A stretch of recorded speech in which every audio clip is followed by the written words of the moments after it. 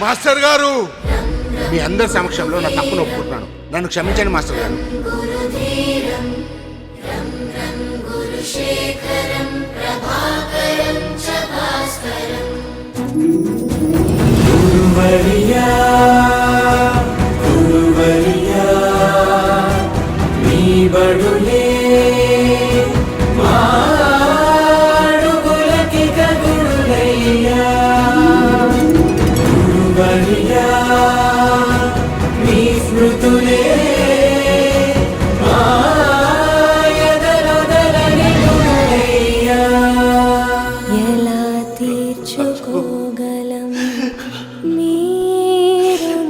పిల్లలు, మీరు లైఫ్లో సక్సెస్ అయ్యాక గెట్ టుగెదర్ అని మీరు మీ ఫ్రెండ్స్ కలవడం కాదు, మీ విజయం వెనుక మీ భుజం తట్టిన మాస్టర్ ఒకరు ఉండే ఉంటారు. ఆయన్ని గుర్తుపెట్టుకొని కలవండి. వీలైతే ఆయన ఇంటికి వెళ్ళి భోంచేయండి.